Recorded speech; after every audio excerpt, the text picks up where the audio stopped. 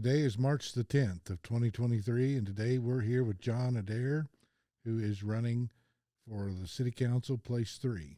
John, welcome. Thank you for having me. It's good to be here. Let's tell the voters why you're running for City Council. Why I'm running for City Council is I've seen a lot of problems that our city has had. Fund mismanagement. We've got a lot of departments that I don't think are operating effectively. Just a lot of issues and a lot of things that need to be changed and fixed. So, what possessed you to run for Place 3? For Place 3? Well, a couple years back, I know you've heard about the Tent City thing. I actually helped with Tent City. They used my land for a time. And back then, I kind of got drawn into the political sphere of everything going on in Amarillo.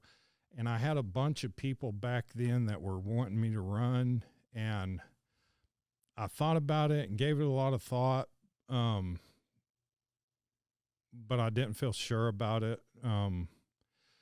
And I didn't run back then. And then I've given it a lot of thought. And so this year I decided that it was time for me to run.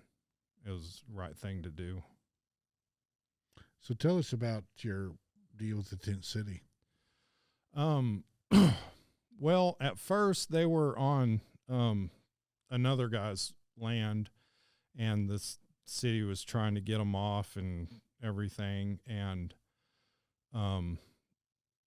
the city finally got them to run off, and they had like 2 days left before they had to get off of that piece of property. And well, while all that was going on, it was on a bunch of the news and everything. Several people, hey man, you've got land right over there by them. Why don't you? And at first I was kind of hesitant. But then when I saw that they had nowhere else to go and it was, something that they really needed, I reached out and talked to Amanda. She was the lady that was running them. And I talked to her, and we worked everything out, and I let them move onto my land. And it was a real good thing. That first year that they were on my land, it was right around 25 homeless people that were chronically homeless people.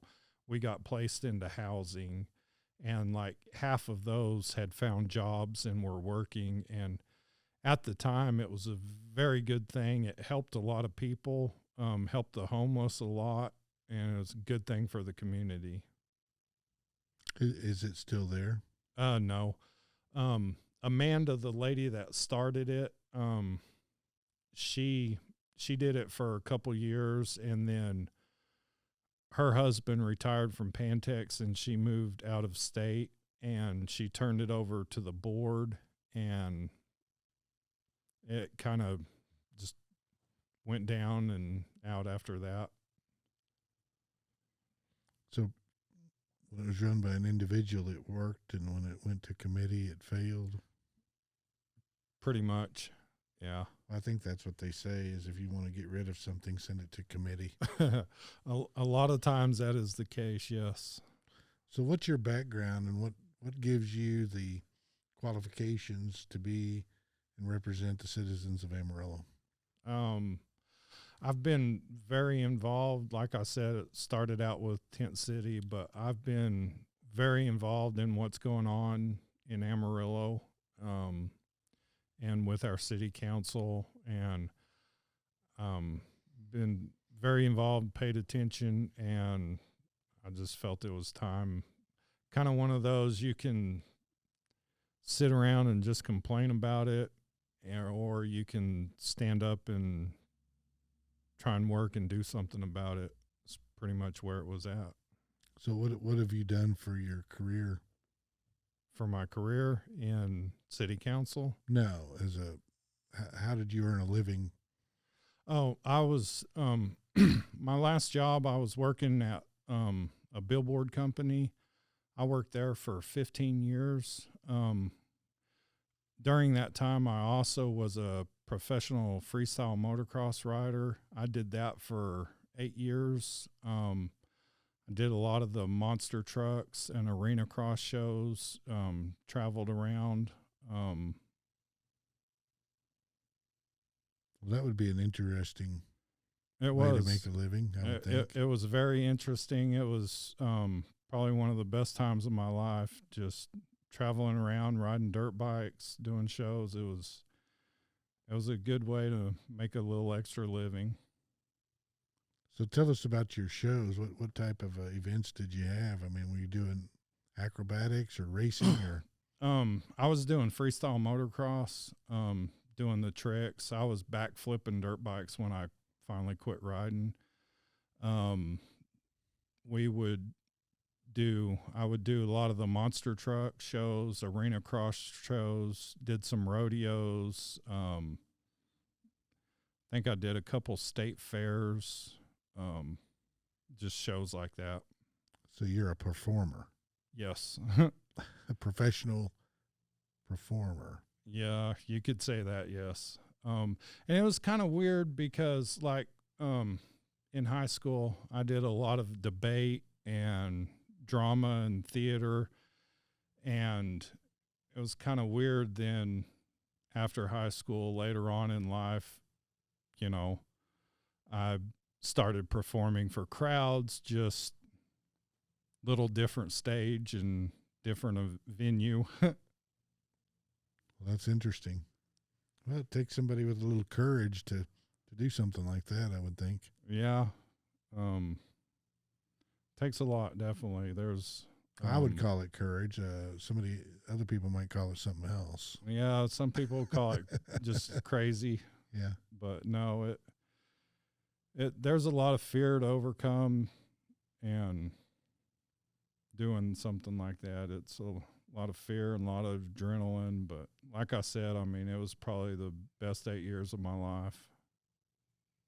Well, that's fascinating. So what do you see your role? What do you think the council's role is or should be? I think the council's role, first role would be budgeting, making sure that the money is spent wisely and where it needs. The second major role of the council is to basically just make sure that the city's operating properly. And like I said earlier, I think we've got a bunch of departments that need help. I think our sanitation department needs a lot of help. I think there's been a lot of cuts made there. Just recently, in the past year, they cut dumping the regular trash cans from twice a week to once a week. There's a lot that needs to be done there. And I think our police department needs some help. Our response times have gone up. And I know one problem I had, a little story I'll share with you.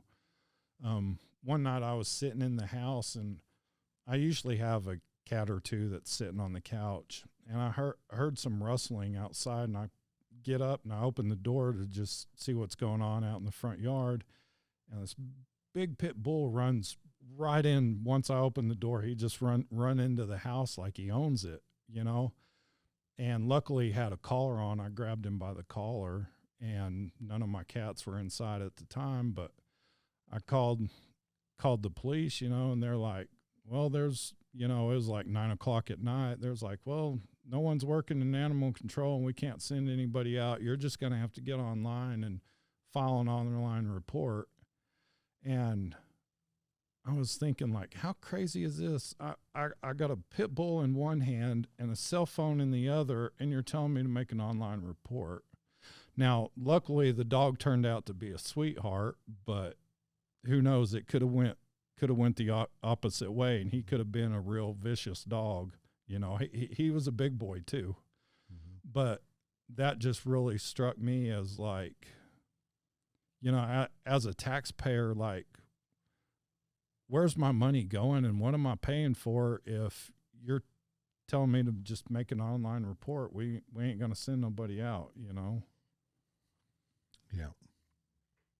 And I think I've heard some stories, and I think a lot of other people have had some experiences with that in the past couple of years. So what happened with the dog? Did you find out who owned it? Or? Yeah. Luckily, like I said, he turned out to be a sweetheart, and I took him walking. He followed me around the block, and I got on the other side of the block, and a guy was pulling up in the driveway and was like, "Oh, hey, there's my dog." He got out of the fence and just out roaming the neighborhood. Mm-hmm. Well, that seems to be a big problem, is people not being responsible for their pets. For their pets, yes. And then that gives a bad image to the people that are responsible, but apparently there's a lot of them running loose and not spayed or neutered, and creating a bigger problem. Yeah. Do you have any ideas or suggestions on how to resolve that?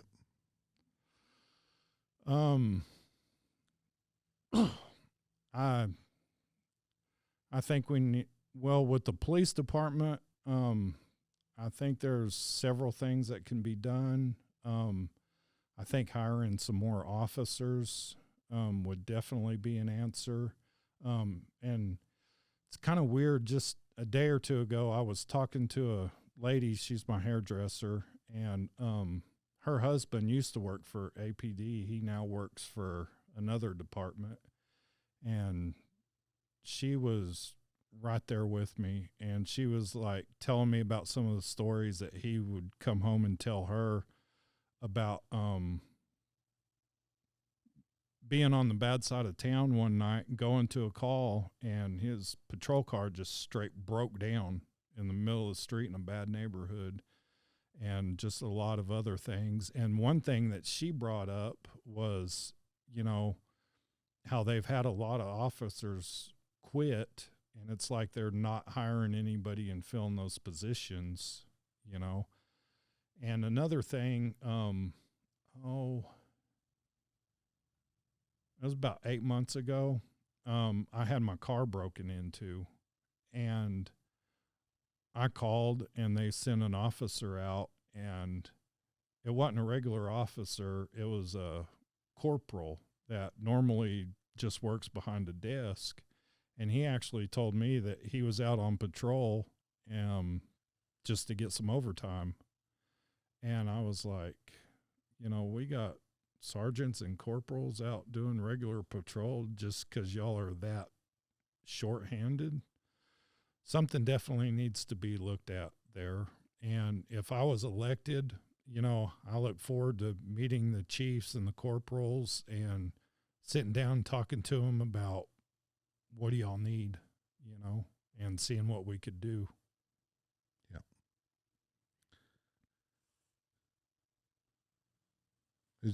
What do you think the top 3 issues are that face the city right now?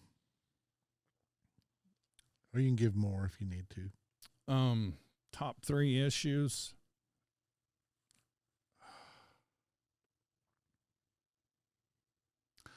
I don't know that I could put them in order. We don't necessarily need them in order, just the top 3 that you think that the voters are concerned about.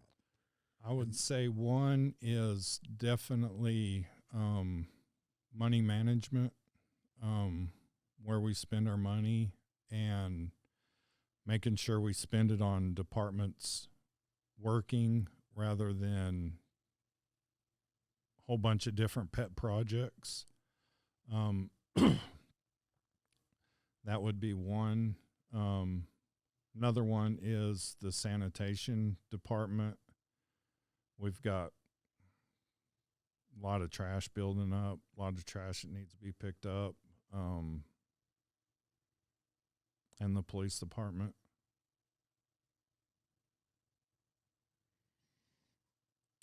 So, what do you want to tell the voters as to why should they choose your name, you, in place 3 over your opponents? What do you want to point out? I've lived in Amarillo all my life, pretty much. Well, since I graduated high school and moved up here, I've lived in Amarillo my whole life, and I love Amarillo. Amarillo is a great place. I've always liked Amarillo. It's just home, and I want to make it as good as I can. It's good now, but if it could be made better, I want to make it better. And I think I've got some good ideas and everything. Very good. Well, do you have a website or Facebook? I do. I'm on Facebook. I've got a website, John Adair for City Council Place 3.com. Facebook's usually easier. I'm on there more, I think. Very good. All right. Well, I appreciate you coming by, and good luck on the campaign trail. And I'm sure I'll see you around at some of these forums. And I'm sure you will. I look there's going to be a bunch of of them, I think. And yeah. And we'll see you on May 6th, and hopefully there's no runoff. But something tells me there's going to be a runoff in a couple of those. So hopefully we can get it over on May 6th. But just everybody needs to get out there and vote. Yeah, they do, for sure. We might have a runoff. I hope not, but we might. Well, there's a lot of candidates running for sure. The difficult thing about a runoff is it's hard to get people to show up and vote on a runoff. You know, that's particularly on a city election. Yeah, I it's agree. It's very hard. It's hard enough to get them to get out on a congressional race. Yeah. Let alone yeah. So people just need to be engaged, informed, do your homework, research candidates, and make an informed decision. And what I tell people, if you don't know the candidates in a race, don't guess. Skip that race. Yeah. Because that's not fair to the people that are knowledgeable about the candidates. Because I can see the results, and I see this particularly like in state judge races, Supreme Court races. They don't know either one of them, never heard of them, they've never seen them, and they're just picking one. And they're just heads or tails picking one, yeah. I'd rather 3 informed people vote than 3 million uninformed. Otherwise, we might as well just have a lottery. Yeah, I agree. Like we were talking earlier, I think this time around, with everything that's been going on in Amarillo, I think we've got. I think the voters are more engaged, involved, for the most part. Yeah, I think people are waking up and they're realizing that they should not be complacent, because when they are, bad things happen. Exactly. So they're starting to see that it's about our community. Exactly. And if you take care of your community, everything else will be fine. But when you ignore your local community and think it's about national, really bad things happen. Exactly. But I'm about the local community, because that's where the power is, and that's where the decisions are made that affect your everyday life. And that's where you sleep at night. Exactly. So you gotta pay attention to what's going on close at home. Yeah. You know, right. State, federal, they all come after what's close at home. Yeah. Yeah. Your city and your county, that's the foundation of our country. Exactly. Well, we say the country's made up of counties. Yeah. Not the other way around. Exactly. Yeah. Well, hey, it's been great to visit with you. It's been great meeting you. Thanks for coming by, and good luck. Thanks for having me. I need it. I think we all do. There's a bunch of people running. Yeah.